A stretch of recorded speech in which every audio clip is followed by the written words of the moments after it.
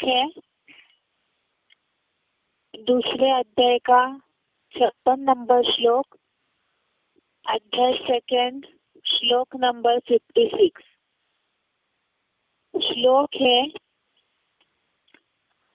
दुखेषु अनुद्विग्न मनः सुखेषु विगतस्पृहः वीतराग भय क्रोधः स्थितिधीर मुनिर उच्यते।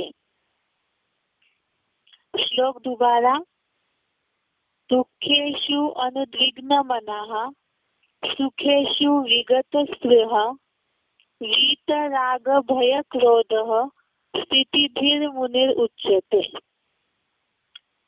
श्लोक का संधि विच्छेद है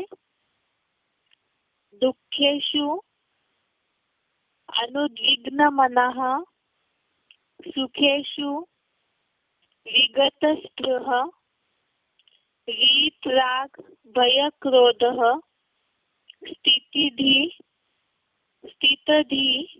मुनि उच्यते। संधि विच्छेद दोबारा, दुखेषु अनुद्विग्न मनः सुखेषु विगतस्पृहः वीतराग भय क्रोधः स्थितिधि मुनि उच्यते। शब्दों का अर्थ देखते हैं अभी। दुखेषु अर्थात दुखों में, अनुद्विग्न मनः अर्थात उद्वेग बेचैनी से रहित मन वाला। सुखेषु अर्थात सुखों में, विगतस्पृहः अर्थात इच्छा रहित, वीतराग भय क्रोधः अर्थात राग भय क्रोध से रहित। मुनि अर्थात मनन चिंतनशील व्यक्ति। स्थितधि अर्थात स्थिर बुद्धि। उच्यते अर्थात कहा जाता है। शब्दों का अर्थ दोबारा, दुखेषु अर्थात दुखों में, अनुद्विग्न मनः अर्थात उद्वेग बेचैनी से रहित मन वाला। सुखेषु अर्थात सुखों में, विगतस्पृहः अर्थात इच्छा रहित, वीतराग भय क्रोधः अर्थात राग भय क्रोध से रहित। मुनि अर्थात मनन चिंतनशील व्यक्ति। स्थितधि अर्थात स्थिर बुद्धि। उच्यते अर्थात कहा जाता है। ये शब्दों का अर्थ है। अभी श्लोक का अर्थ देखते हैं। दुखों में उद्वेग बेचैनी से रहित मन वाला। सुखों में इच्छा रहित, राग भय क्रोध से रहित, मनन चिंतनशील व्यक्ति स्थिर बुद्धि कहा जाता है। दुखों में उद्वेग बेचैनी से रहित मन वाला। सुखों में इच्छा रहित, राग भय क्रोध से रहित, मनन चिंतनशील व्यक्ति स्थिर बुद्धि कहा जाता है। जैसे कल के श्लोक में जो अर्जुन ने भगवान से पूछा था कि स्थिर बुद्धि की क्या परिभाषा है, वो कैसे बोलता है, बैठता है, आहार विहार रहन सहन में कैसे रहता है, तो भगवान ने जैसे अर्जुन को समझाया, कल का श्लोक हमने देखा जिसमें ये बताया है कि सदैव जो आत्मस्टार में और परमात्मा स्मृति में ही संतुष्ट रहता है वो स्थिर बुद्धि वाला है। अर्थात स्थिर बुद्धि की पहली स्टेप ही है अपने को आत्मा समझ करके परमात्मा की याद में स्थिर रहना। तो ये आत्मा का पहला पार्ट भी है और साथ में ही स्थिर बुद्धि होने के लिए जो और भी आगे श्लोक में, ये श्लोक तो हमने बेसिक कोर्स में भी देखा है जो अर्जुन ने भगवान से पूछा है कि मन जो है बहुत चंचल है, तो उसके लिए भगवान ने भी उन्हें यही समझाया कि प्रैक्टिस करना है। तो वो प्रैक्टिस के लिए भी सबसे पहले जितना आत्मस्टार और परमात्मा स्मृति में ही जो संतुष्ट रहता है वो स्थिर बुद्धि वाला कहा जाता है। और साथ में ही बताया जिसने अपनी सारी कामनाओं को भली भांति त्यागा है। आज के श्लोक में अगर इच्छाओं को त्यागते हैं और आत्मिक स्थिति में स्थित होते हैं तो ऑटोमेटिकली क्रोध पर भी जीत प्राप्त हो जाएगी। आज के श्लोक में जो ये बात आई है कि दुखों में उद्वेग, बेचैनी से रहित मन वाला, और साथ में सुखों में इच्छा रहित, और खास बात आई राग, भय, क्रोध से रहित। राग मना यहाँ पर अटैचमेंट या आसक्ति की भावना भावार्थ से लिखा है। भय अर्थात डर, और क्रोध अर्थात गुस्से के हिसाब से क्रोध से रहित, अर्थात जो स्थिर बुद्धि वाला होगा। स्थिर बुद्धि कैसे होंगे? तो जो मनन चिंतनशील व्यक्ति है वो स्थिर बुद्धि कहा जाता है, अर्थात ज्ञान के मनन चिंतन में जो लगे रहेंगे तो वो स्थिर बुद्धि हो सकते हैं।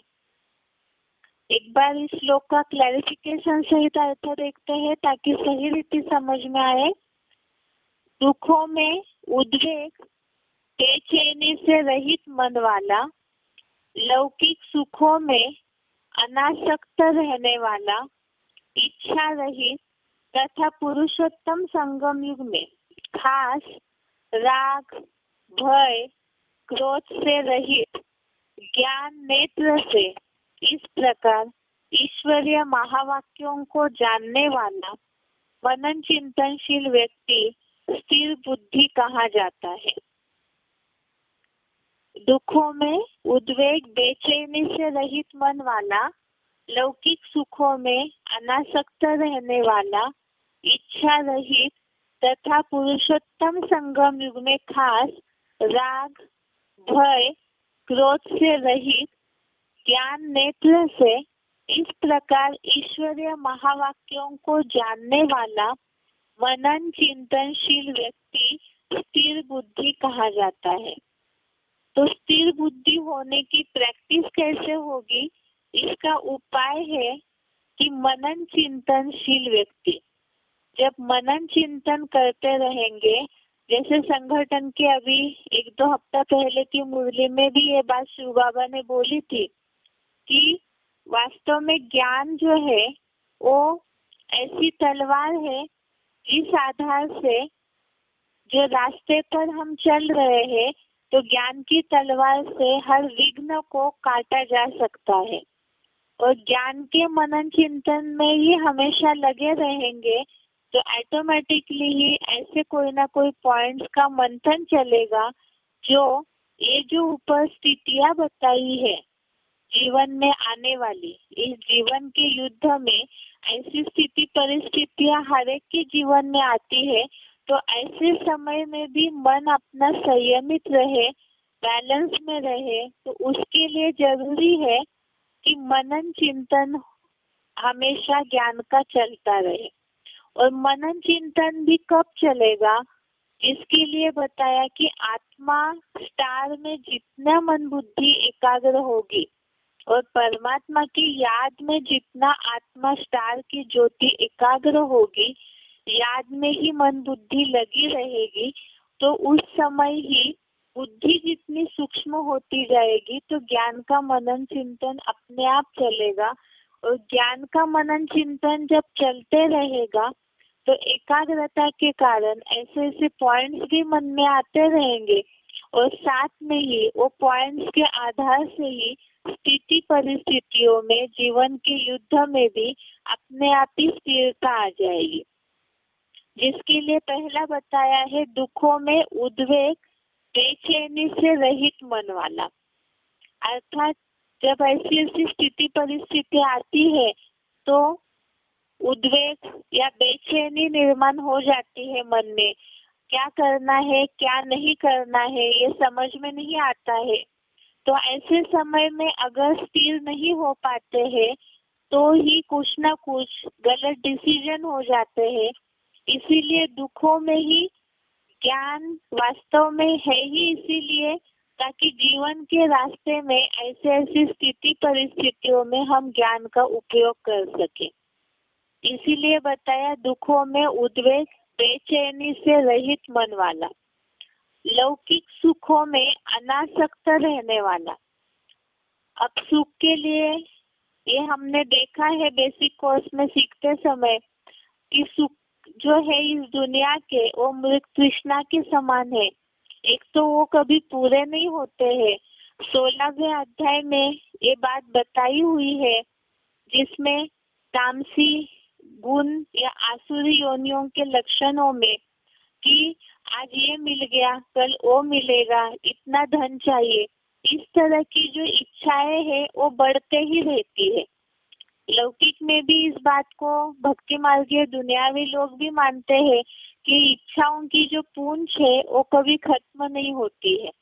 तो इसीलिए ही जो आत्मस्टार में परमात्मा की याद में संतुष्ट रहते हैं तो वो लौकिक सुखों में ये जो देह के संबंधी देह के पदार्थ यह भौतिक दुनिया के और भी बहुत सुख है, मान मर्तबा मिलता है, जनबल की ताकत है, ऐसे बहुत सारी चीजें हैं जिससे मन को सुख मिल जाता है। लेकिन ये अल्पकाल का है। जैसे ही ये साधन या आधार हट जाते हैं तो वैसे ही दुख निर्माण होने लगता है। इसीलिए इसके पहले भी भगवान ने अर्जुन को समझाया समत्व ही योग है।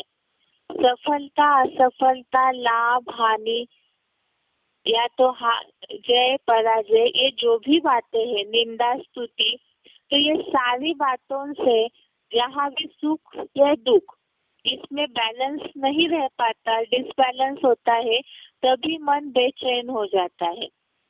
इसीलिए ऐसे लौकिक सुखों में भी अनासक्त रहने वाला इच्छा रहित अर्थात ऊपर के श्लोकों में ये बात आई हुई है कि हर बात में समान रहना। तो दुखों में उद्वेग या बेचैन भी नहीं होना चाहिए। 5वें अध्याय में भी ये बात आई है। श्लोक वैसे तो मोस्टली लोग जानते होंगे कि यस्मान्नो द्विजते लोको लोकान्नो द्विजते चया। जो योगी होगा वो न खुद उद्वेगित होगा और ना ही दूसरों को उद्वेगित करेगा।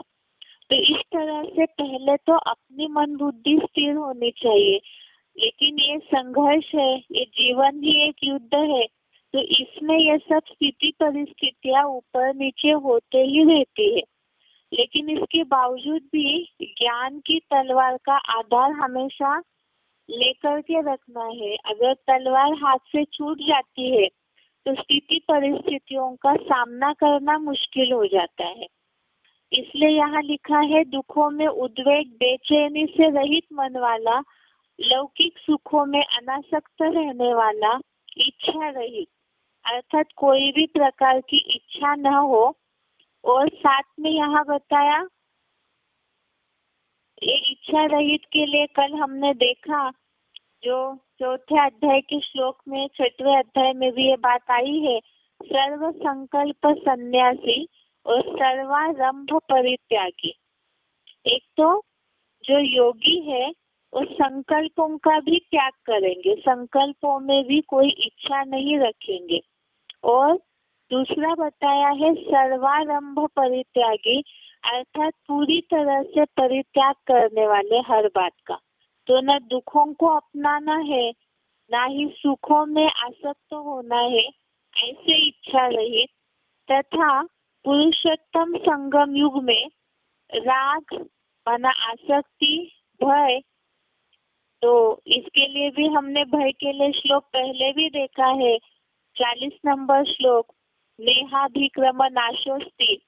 इसमें भी ये बताया है कि इस कर्मयोग के अभ्यास का अल्पांश भी महान से महान भय से रक्षा करता है।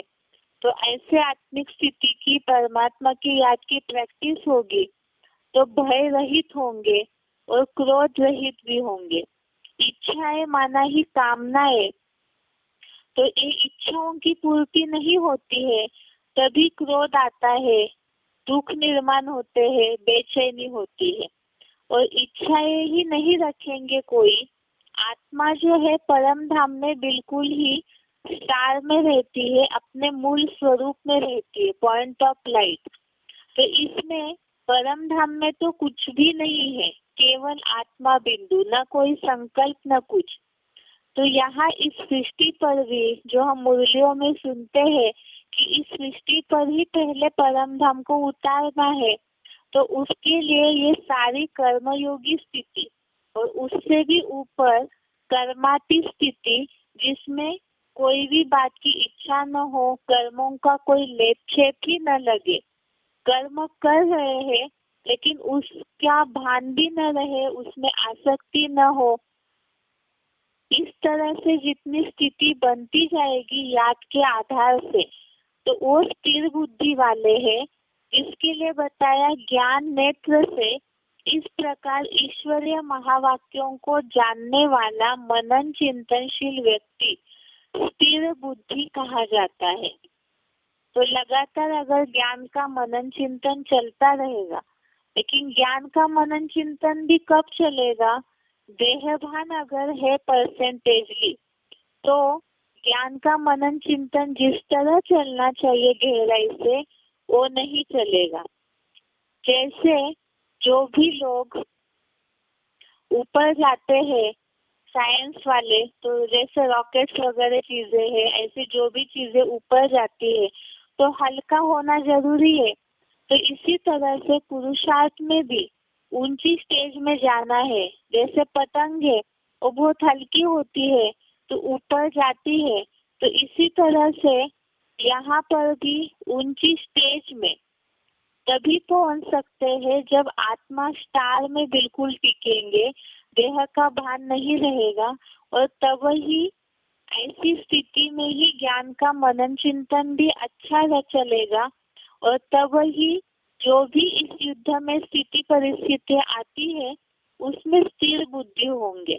एक तो समत्व ही योग कहा जाता है और दूसरा अर्जुन को भगवान कर्म योग के अभ्यास के बारे में बताते बताते जो बातें बताई कि सारी बातों की सुनी सुनाई बातों की मोह रूपी कीचड़ से अलग होना है, और सारी जो भी भ्रमित बुद्धि है श्रुतियों से, अनेक बातों की सुनी हुई बातों से भ्रमित बुद्धि उससे निकलेंगे, तब स्थिर बुद्धि होगा।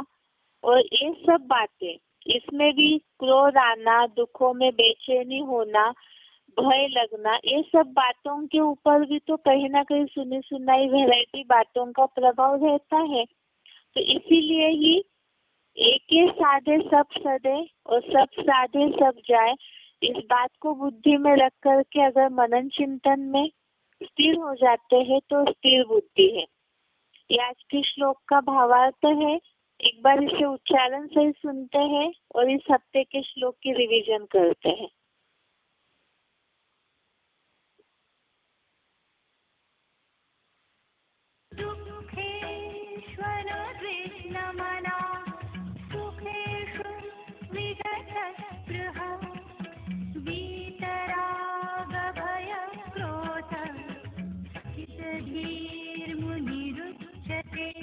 दुखों में उद्वेग बेचैनी से रहित मन वाला, लौकिक सुखों में अनासक्त रहने वाला, इच्छा रहित और पुरुषोत्तम संगमयुग में खास राग भय क्रोध से रहित, ज्ञान नेत्र से साक्षात ईश्वरीय महावाक्यों को पहचान कर मनन चिंतनशील व्यक्ति स्थिर बुद्धि कहा जाता है।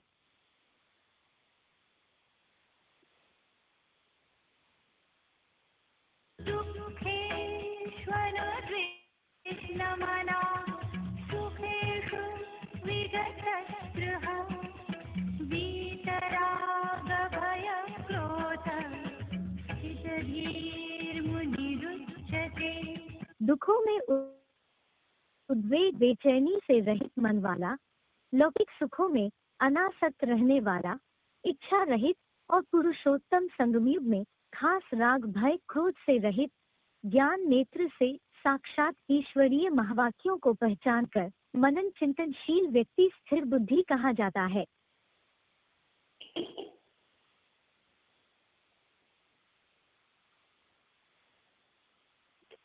अभी आगे इस हफ्ते के श्लोक की रिवीजन।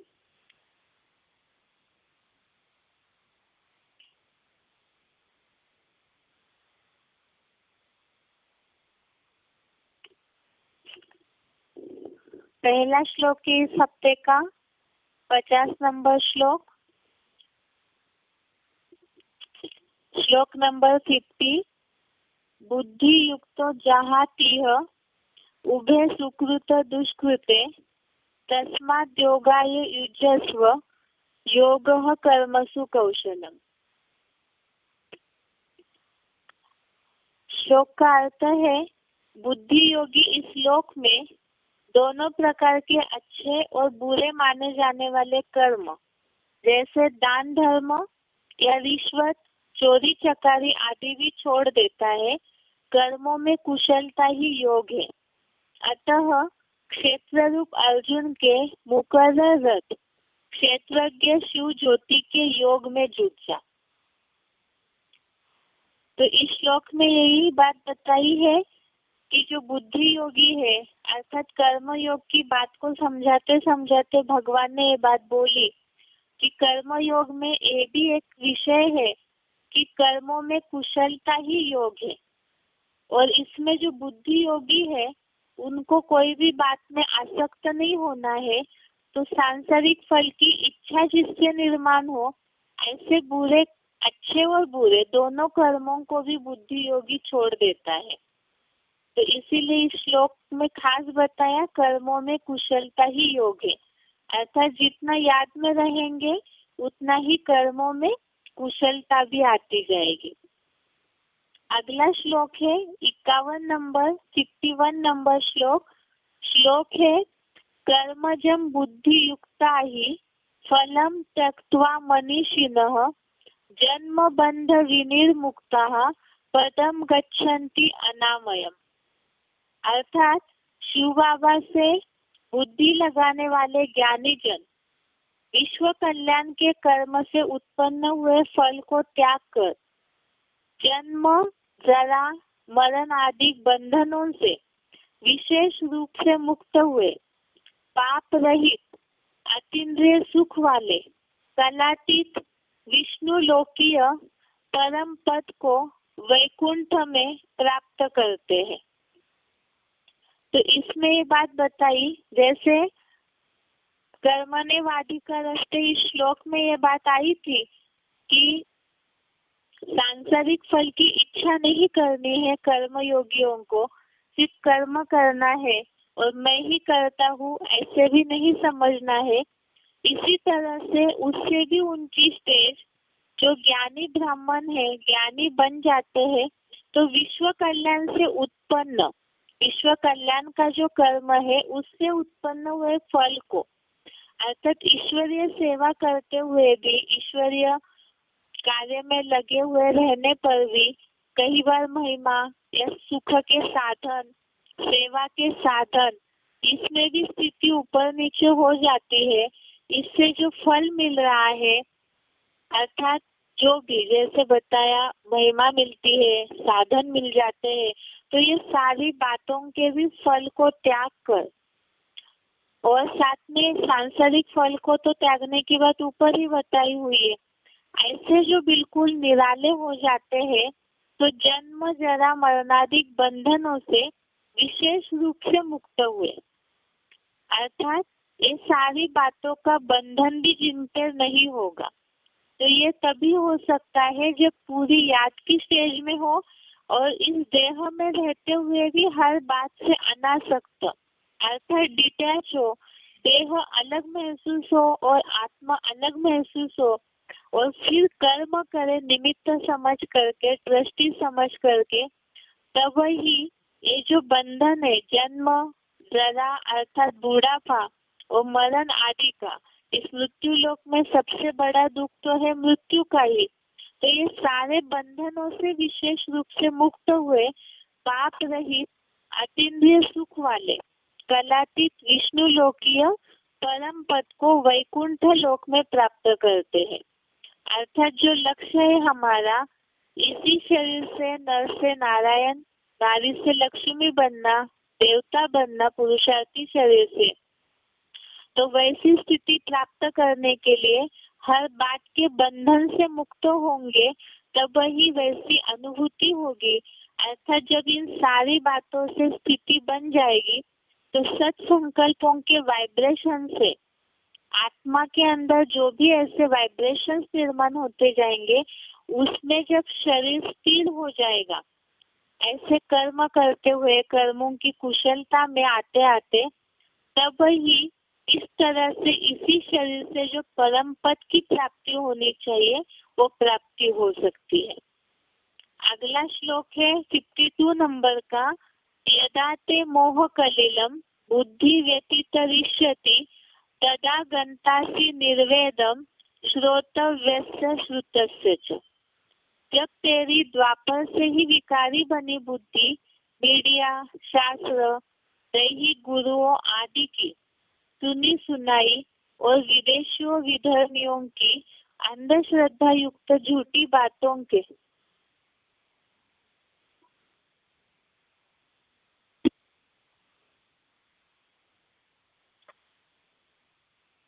जब तेरी द्वापर से ही विकारी बनी बुद्धि मीडिया, शास्त्र, दैहिक गुरुओं आदि की सुनी सुनाई और विदेशियों विधर्मियों की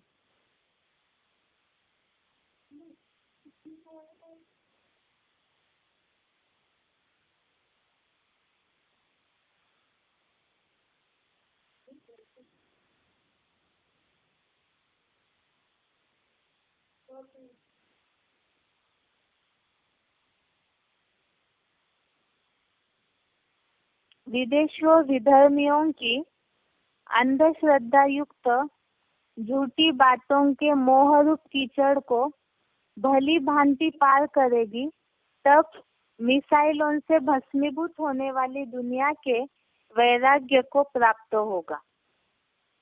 और इसी के लिए नीचे पॉइंट भी है 31 जनवरी 71 का, 31 जनवरी 71 का सुनी सुनाई बातों पर ही भारतवासियों ने दुर्गति को पाया है।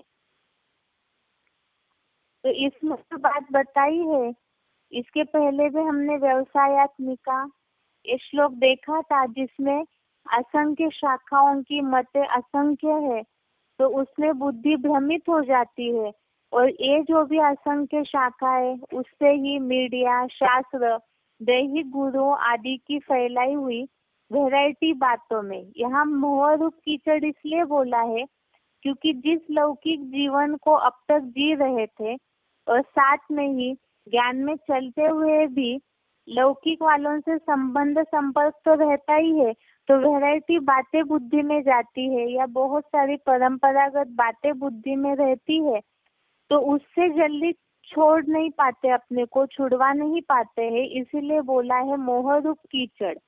और इससे जब बुद्धि पार हो जाएगी तब ही ये जो विनाश होने वाली दुनिया है उससे वैराग आएगा। अगला श्लोक है 53 नंबर का, दूसरे अध्याय का 53 नंबर श्लोक। श्लोक है श्रुति विप्रतिपन्नाते यदा स्यास्यति निश्चला समाधो अचला बुद्धि तदा योगम वाप्स्यसि।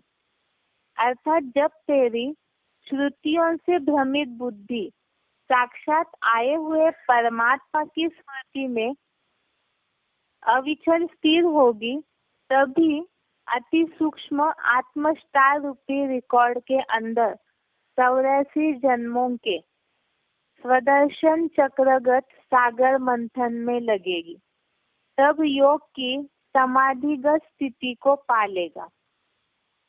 तो इसमें इसके पहले भी श्लोक में ये बात आई थी 84 जन्मों की समाधि की बात, अर्थात सेल्फ रियलाइजेशन या हमें अपने जन्मों का रियलाइजेशन भी तभी होगा जब आत्म स्टार में पूरी तरह से मन बुद्धि एकाग्र हो जाएगी। और वो तब होगी जब बताया कि एक तो उस मोह रूप कीचड़ से, जो सुनी सुनाई बातें है, उस मोह रूप कीचड़ से पार जाना है। और दूसरा इस श्लोक में बताया श्रुतियाँ, अर्थात जो अनेक प्रकार की परंपरागत बातें है बुद्धि में रहती है, उनसे भी भ्रमित बुद्धि, कंफ्यूज बुद्धि, उलझी हुई बुद्धि, इससे निकल करके परमात्मा स्मृति में जब स्थिर होंगे तब ही योग की समाधिगत स्थिति को पालेगा। और उसमें भी खास ये भ्रमित बुद्धि क्यों हुई है अनेक प्रकार की श्रुतियों से, उसके लिए भी बताया कि शास्त्र आदि पढ़ने से, मुरली पॉइंट है ये 20 मई 92 का, 20 मई 92 का मुरली पॉइंट है। इन शास्त्र आदि पढ़ने से आज तक भी किसको सद्गति नहीं मिली है। मनुष्य आत्माओं की सद्गति का ज्ञान इन शास्त्रों में नहीं है। मानवीय गीता से भी किसी की सद्गति हो नहीं सकती। अगला श्लोक है दूसरे अध्याय का 54 नंबर श्लोक, 54 नंबर श्लोक। अर्जुन उवाच स्थित प्रज्ञस्य का भाषा समाधिस्तस्य केशव स्थितधि किम प्रभाषेत किमासीत व्रजेत किम। अर्थात हे ब्रह्मा रूपी बेसमझ बैल के ईश्वर, बेहद नेपाल के चेतन पशुपतिनाथ, स्थिर बुद्धि की अर्थात निरंतर आत्मस्टार की पूरी गहराई में स्थिर की क्या परिभाषा है। स्थिर बुद्धि आहार विहार रहन सहन आदि में कैसे बोलता है, कैसे बैठता है और कैसे चलता है, स्थिर बुद्धि की सारी माहिती चाहिए। तो ऊपर जो अविचल स्थिर होने के लिए भगवान ने बताया है अर्जुन को, तो इसीलिए जिज्ञासा से अर्जुन ने इस बात को पूछा कि स्थिर बुद्धि की सारी निशानियां क्या होगी, माना उनका जीवन कैसे होगा। क्योंकि एक तरफ से तो आत्मिक स्थिति में स्थिर होने बोला है, कर्म योगी भी बनने बोला है, और साथ में स्थिर बुद्धि भी होना है। तो उसकी सारी निशानियां क्या है वो श्लोक में बताई है। दूसरे अध्याय का 55 नंबर श्लोक, 55 नंबर श्लोक। भगवान उवाच प्रजहाति यदा कामान सर्वान् पार्थ मनोगतान् आत्मनि एव आत्मना तुष्टः स्थितप्रज्ञः तदा उच्यते। अर्थात हे पृथ्वीपति, मनसा संकल्पों में चलने वाली सभी कामनाओं को मनुपुत्र मानव जब भली भांति त्यागता है, अपने आप से आत्मस्टार में या परमात्मा स्मृति में ही संतुष्ट रहता है, तब स्थिर बुद्धि वाला कहा जाता है, अन्यथा नहीं कह सकते। तो एक तो इच्छाओं का त्याग और दूसरा आत्मिक स्थिति परमात्मा की याद में ही संतुष्ट। लौकिक इच्छाओं का या बाकी सारे मन के संकल्पों में चलने वाली सारी इच्छाओं कामनाओं का त्याग करना, और उसके बदले में बताया जो परमात्मा स्मृति में ही संतुष्ट रहता है वो स्थिर बुद्धि वाला है। और आज का श्लोक 56 नंबर, 56 नंबर श्लोक। दुखेषु अनुद्विग्न मनः सुखेषु विगत स्पृह वीतराग भय क्रोधः स्थितधि मुनि उच्यते। अर्थात दुखों में उद्वेग बेचैनी से रहित मन वाला, लौकिक सुखों में अनासक्त रहने वाला, इच्छा रहित तथा पुरुषोत्तम संगम युग में खास राग भय क्रोध से रहित, ज्ञान नेत्र से इस प्रकार ईश्वरीय महावाक्यों को जानने वाला मनन चिंतनशील व्यक्ति स्थिर बुद्धि कहा जाता है। तो इसमें खास है कि ज्ञान के मनन चिंतन में जितना रहेंगे उतना ऑटोमेटिकली ज्ञान ही ऐसी तलवार है जो जीवन की हर स्थिति परिस्थितियों का काट निकाल सकती है और समय पर बुद्धि भी दे सकती है। तो इसीलिए जैसे ऊपर श्लोक आया था, कर्मों में कुशलता ही योग है। तो जब स्थिति परिस्थिति आती है तो उस समय ही कौन सा ज्ञान का पॉइंट कब लागू होना चाहिए, तो वो समझ तभी आएगी जब लगातार मनन चिंतन में रहेंगे। कई बार ऐसे होता है, अगर युद्ध की परिस्थिति में खड़े हैं, दुश्मन वार करके चला गया और बाद में फिर तलवार उठा करके मारने लगे तो कोई फायदा नहीं है। अर्थात यह ज्ञान की तलवार को जब स्थिति परिस्थिति आती है तो उसी समय ही उपयोग करना है। तो इसीलिए बताया कि ऐसे जो ज्ञान के मनन चिंतन में सदैव रहते हैं, ऐसे व्यक्ति को स्थिर बुद्धि कहा जाता है। तो ये श्लोक हो गए। अभी आगे बेसिक कोर्स देखते हैं।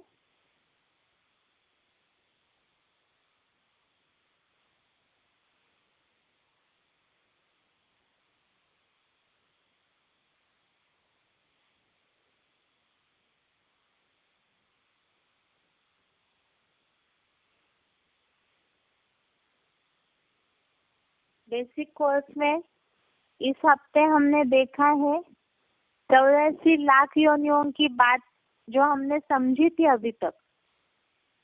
वो तो भक्ति मार्ग या लौकिक दुनिया की बहुत से ऐसे एग्जाम्पल है, उस आधार से क्या समाधान देना है वो देखा था। और इस हफ्ते देखा है कि जो भगवत गीता में बात आई है, जानवर योनियों में कोई जन्म नहीं लेता है, बल्कि जानवरों जैसे जो कर्म करते हैं, नीच बन जाते हैं अपने विचारों से या कर्मों से, तो उन्हें ही असत योनियों की बात का उल्लेख भगवत गीता में आया हुआ है। अब सबसे पहले तो ये देखना होगा कि जैसे जन्म मरण के चक्र में आत्मा क्यों आती है, इसे हमने समझा था।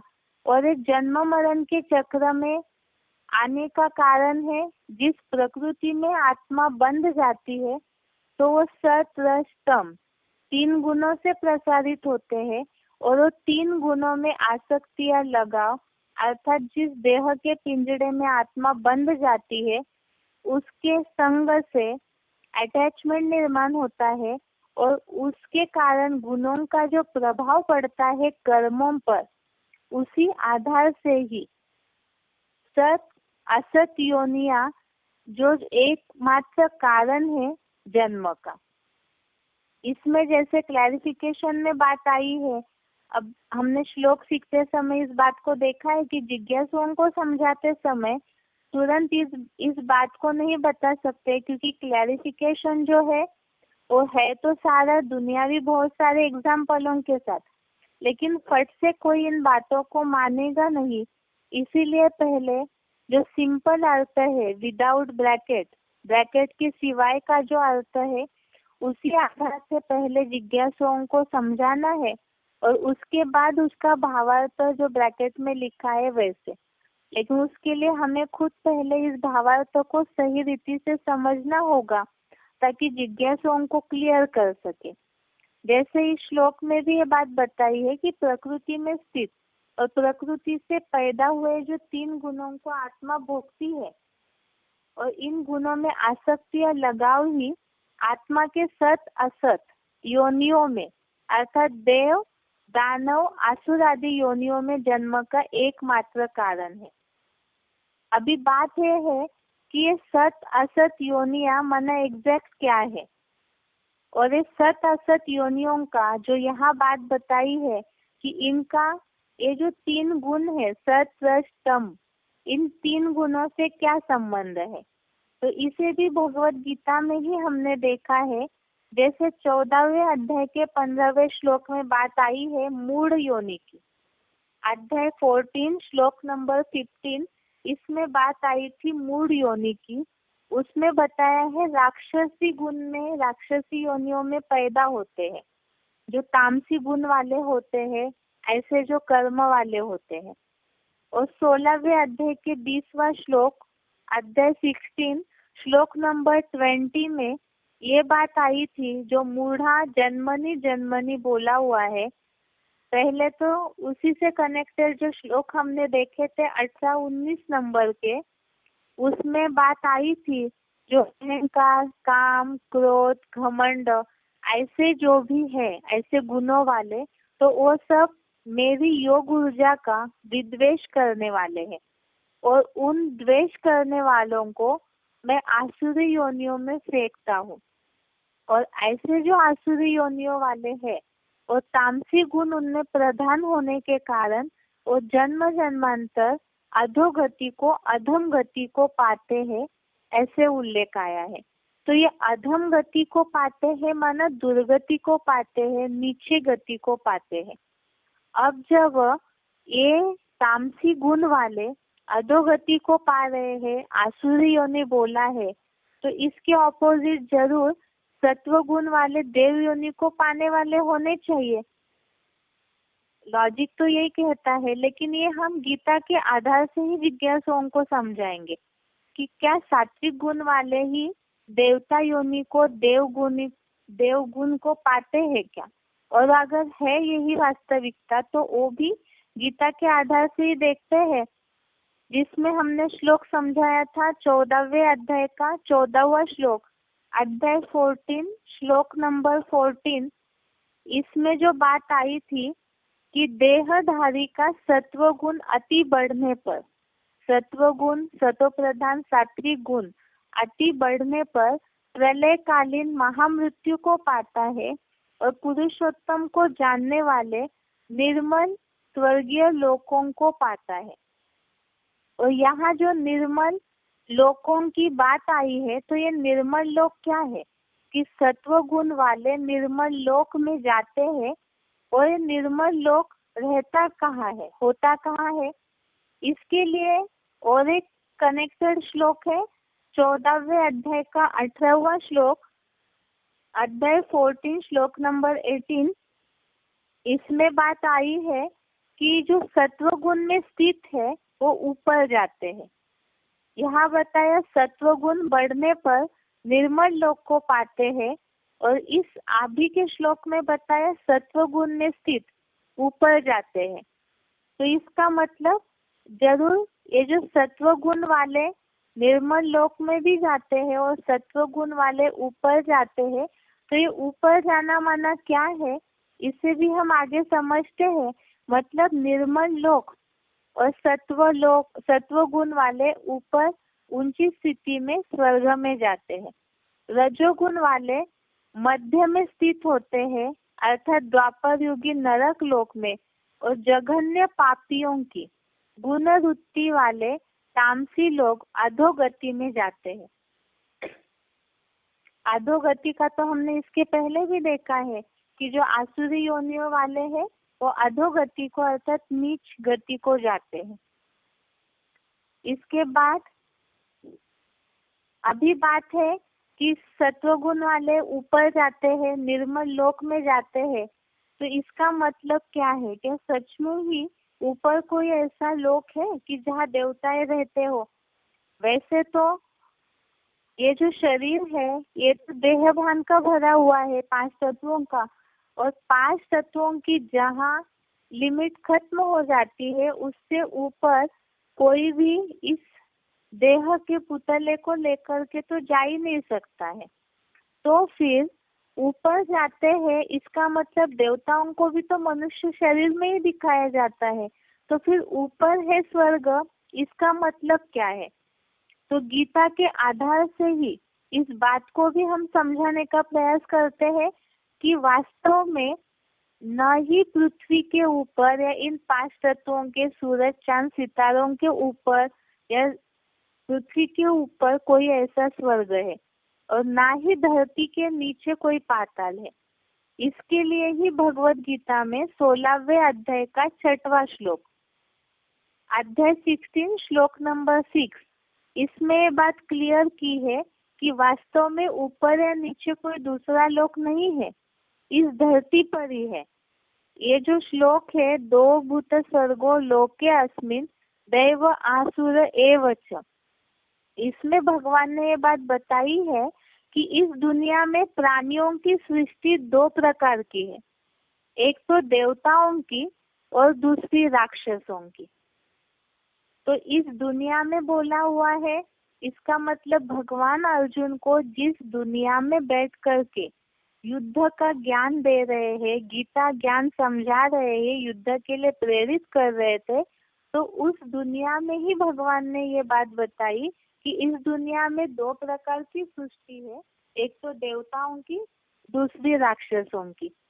अब हमने अभी तक आसुरी जो भी है, मूढ़ योनि, राक्षस योनियों की जो निशानियां है वो देखी है।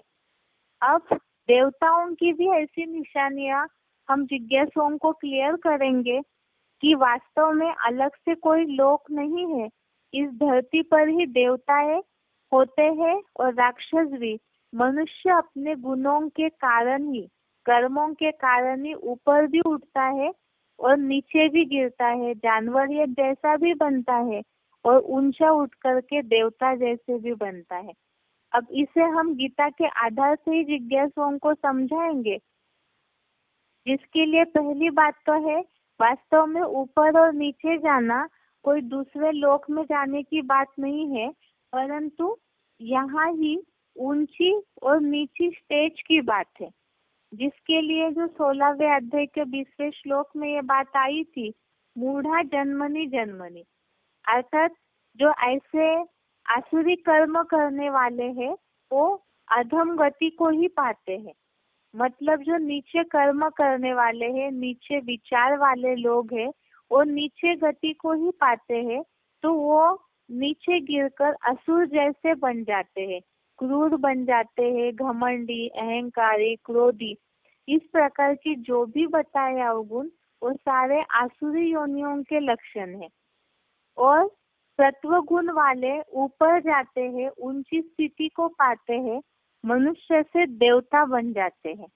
अर्थात जब अपने कर्मों से, विचारों से जब ऊंचे उठ जाते हैं तो वही फिर देवता जैसे बन जाते हैं। इसी के लिए बताया कि वास्तव में जो दोनों प्राणियों की सृष्टि है वो यहाँ पर ही है। तो इसे हम अभी गीता के आधार से ही समझाने का प्रयास करेंगे, लेकिन उसके पहले है जो कि उसके पहले ये देखना है कि साइंस के आधार से भी इस बात को सिद्ध किया गया है कि वास्तव में कोई अलग से सृष्टि होती नहीं है। जैसे हमने परसों समझते समय इस बात को देखा है, गीता के आधार से तो ये बात सिद्ध हो गई कि वास्तव में प्राणियों की सृष्टि यहाँ पर ही है। इसी तरह से साइंस में क्या बताया है कि क्या दूसरे लोक में जीवन संभव है, क्योंकि केवल भगवत गीता के आधार से इस दुनिया में रहने वाले जिज्ञासु, जहाँ साइंस इतना प्रगतिशील है, वहाँ पर झट से इस बात को नहीं मानेंगे। तो इसीलिए पुरातन प्रूफ भी और जो वर्तमान साइंस का प्रूफ है, दोनों आधार से भी हमें जिज्ञासुओं को इस बात को समझाना होगा। अब इस बात को विज्ञान क्या कहता है वो देखते हैं कि साइंस में इसका क्या है। वैज्ञानिक लोग दूसरे ग्रह, मंगल, चंद्रमा पर भी गए, सैटेलाइट भी भेजते हैं अन्य ग्रहों पर या तो आसमान में, तो उसमें ऐसे कोई ग्रह पर जीवन के प्रमाण मिला हुआ कहीं सुना हुआ नहीं है। लोग मतलब साइंस ये बात बताता जरूर है कि अवशेष मिले, ये मिला, लेकिन वो अनुमान है, उसी में ही वो अपनी थ्योरियों को कहीं ना कहीं काटते रहते हैं। और साइंस में इस बात का प्रूफ तो खास है कि कोई भी ग्रह पर जीव जंतु या प्राणी रहते हो ऐसा कोई प्रूफ नहीं मिला है, क्योंकि साइंस इस बात को जानता है कि पृथ्वी के अलावा और कोई भी अन्य ग्रहों पर मनुष्य जीवन रहने जैसा कहीं वातावरण नहीं है। तो फिर दूसरी बात, अन्य ग्रहों की तो बात दूसरी है, लेकिन पृथ्वी पर ही ऐसे है कि कोई ऐसी जगह है, कोई ऐसे स्थान है पृथ्वी पर जहाँ पर जीवन संभव नहीं है। चंद्रमा जो कि पृथ्वी से ही निकला हुआ उपग्रह है, उसके बावजूद भी वहाँ पर मनुष्य के लिए पर्याप्त वातावरण, उचित वातावरण नहीं है जहाँ मनुष्य सृष्टि, कोई जीव जंतु, पेड़ पौधे पनप सके। इस बात को साइंस ने पहले ही सिद्ध किया है। अब चंद्रमा की भी बात और ग्रहों की बात तो कैंसिल हो गई, वहाँ कोई प्रूफ ही नहीं मिले हैं। अब उपग्रह की बात आई चंद्रमा की, वहाँ भी कोई जीवन संभव नहीं है। और उससे भी आगे पृथ्वी पर ही ऐसे ऐसी जगह है जहाँ पर साइंस ने इस बात को सिद्ध किया है कि वहाँ पर जीव जंतु नहीं हो सकते हैं, तो मनुष्य जीवन भी असंभव है। जैसे नॉर्थ पोल और साउथ पोल, इसके लिए जिनके पास स्मार्टफोन है उनको शायद स्क्रीन पर दिख रहा होगा चित्र, या छोटा फोन है तो जिन्होंने पृथ्वी का डायग्राम देखा होगा, जहाँ या साइंस के बारे में जो जानते होंगे वो इस बात को जानते हैं कि जो उत्तर ध्रुव, दक्षिण ध्रुव, नॉर्थ पोल और साउथ पोल, ये पृथ्वी के ऐसे दो क्षेत्र है जहाँ पर सूरज की किरणें तिरछी पड़ती है। इसी के कारण वहाँ सदैव बर्फ जमी रहती है और उसके कारण वहाँ कोई जीव जंतु नहीं पाए जा सकते हैं। जब पृथ्वी पर ही ऐसा अंतर पड़ सकता है तो बाकी ग्रह, उपग्रह या सूर्य, बाकी जो भी वातावरण है उसमें तो ये सब बातें ही दूर है कि कहीं ऐसी जीव माना सृष्टि पले या पनपे। सूर्य की नजदीक या दूरी के आधार पर ही वास्तव में जीवन संभव है, और पृथ्वी पर ही जब ऐसी असमानता है तो और ग्रहों की तो बात ही नहीं। इसीलिए वास्तव में साइंस के आधार से भी ये बात है कि केवल पृथ्वी पर ही जीवन संभव है और ग्रहों पर नहीं। तो भगवान ने भी गीता में इस बात को अर्जुन को समझाया कि इसी सृष्टि पर ही, इसी दुनिया में ही प्राणियों की दो सृष्टि है, दो प्रकार के प्राणी रहते हैं, और कर्मों की जो भी थ्योरी है वो भी भगवान ने अर्जुन को बताई है गीता में ही कि किस आधार से देवता बनते हैं और किस आधार से असुर बनते हैं। अब देवताओं के क्या गुण होंगे, जैसे असुरों के कुछ गुण हमने देखे, जैसे अहंकार, घमंड, द्वेष करना, क्रूरता, ऐसे ऐसे कुछ गुण हमने अभी तक जो श्लोक देखे असुर योनियों के, मूढ़ योनियों के, उसमें देखा है। अब देवता ये कैसे बनते हैं मनुष्य, उसके लिए क्या है वो भी हम भगवत गीता के आधार से देखते हैं कि देवताओं और असुरों के गुण। वैसे तो पहले भी बताया था 16वें अध्याय में पूरा ही देवताओं के और असुरों के ही लक्षण बताए हुए हैं, जिसमें इसी सृष्टि पर मनुष्यों में ये गुण जब बढ़ जाते हैं, जैसे भगवत गीता में इस बात को बोला है कि जब हर इंद्रिय से ज्ञान प्रकाश उपजने लगता है, माना हर कर्म, इंद्रियों से किया जाने वाला हर कर्म जब ज्ञान युक्त होता है, ज्ञान प्रकाश उससे निकलने लगे, तो वाइब्रेशंस ऐसे निकलने लगे, तो समझना है कि उसमें सात्विक गुण प्रधान हो गया है। तो ऐसे जहाँ सारे गुणों से भरपूर ज्ञान प्रकाश युक्त जीवन मनुष्य जीने लगे, जो हम दूसरे अध्याय में भी जो श्लोक देख रहे हैं उसमें भी तो सारे देवता बनाने की निशानियों वाले गुण ही बता रहे भगवान अर्जुन को। तो ऐसे जहाँ सत्व गुण बढ़ जाता है, ज्ञान प्रकाश उपजने लगता है, तब मनुष्य ऊपर उठते उठते देवताओं के लक्षणों को प्राप्त करता है। लेकिन वो एक्यूरेट गुण या लक्षण क्या होंगे, तो उसे हम एक बार श्लोक के आधार से समझाते हैं जिज्ञासुओं को। सबसे पहले तो 16वें अध्याय का पहला श्लोक, अध्याय 16 श्लोक नंबर 1 देखिए। अध्याय 16 श्लोक नंबर 1, इसमें भगवान ने अर्जुन को बोला है, अभयम सत्व संशुद्धि ज्ञान योग व्यवस्थितिः दानं दमश्च यज्ञश्च स्वाध्याय तपः आर्जवम्। श्लोक दोबारा देखिए। अभयम सत्व संशुद्धि ज्ञान योग व्यवस्थितिः दानम दमश्च यज्ञश्च स्वाध्याय तप आर्जवम। अर्थात निर्भयता, चित्त की संपूर्ण शुद्धि, ज्ञान और योग में विशेषतः निरंतर स्थिरता और दान, मन सहित 10 इंद्रियों का संयम, यज्ञ सेवा, आत्म अध्ययन, तप और सरलता, ये सारे देवताओं के लक्षण बताए हुए हैं। उसमें भगवान ने खास ये बात बोली हुई है 16वें अध्याय में कि ऐसे जो भी गुण जिनके अंदर निर्माण होने लगते हैं तो वो सारे ही देवता दैवी संपदा के रूप में जन्म लेने वालों के गुण है।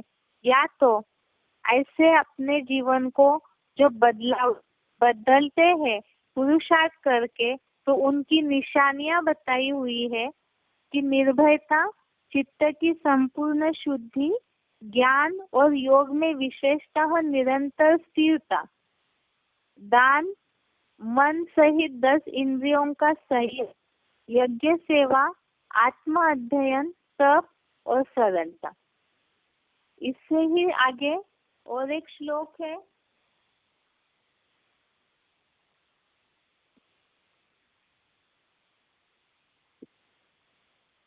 सोलहवें अध्याय का दूसरा श्लोक, अध्याय 16, श्लोक नंबर 2। अहिंसा, सत्यम, क्रोधः त्यागः, शांतिर् पैशुनम, दया, भूतेष्वलोलुप्त्वं, मार्दवम हीरचापलम। सेकंड श्लोक दोबारा देखिए। अहिंसा, सत्यम, क्रोधः त्यागः, शांतिर्पैशुनम, दया, भूतेष्वलोलुप्त्वं, मार्दवम हीरचापलम।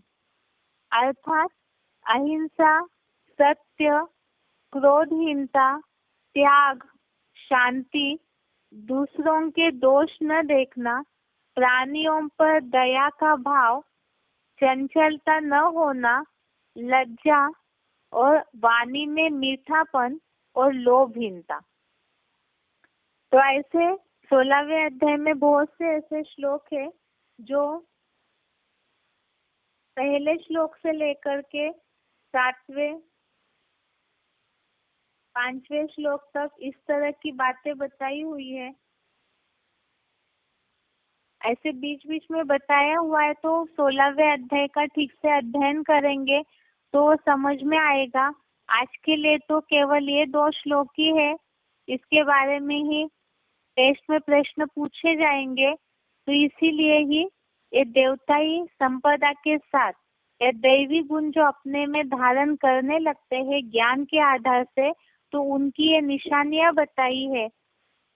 तो इसे ही जिज्ञासुओं को क्लियर करना है कि वास्तव में अभी के जमाने में बहुत हो सकता है जिज्ञासु ऐसे कहे कि अभी की दुनिया में भी तो ऐसे बहुत सारे लोग हैं, लेकिन अभी के समय में भी ऐसे लोग हैं, इसीलिए वास्तव में ऐसी सृष्टि चल रही है। लेकिन जिस तरह से उनके द्वारा पूर्ण संसार परिवर्तन होके स्वर्ग आ सके वैसे नहीं है। जब संगठित रूप में ऐसे देवी गुण वालों का एक संगठन बन जाएगा और तभी इस दुनिया में स्वर्गलोक निर्माण हो सकता है। इस बात को जिज्ञासुओं को क्लियर करना है। आज के लिए इस हफ्ते के लिए यहाँ तक ही। अगले हफ्ते असुरों के गुण देखेंगे और भी ऐसे देवताओं के लक्षण बताए हुए हैं, तो वो भी देखेंगे। इस हफ्ते के लिए यहाँ तक ही। ओम शांति।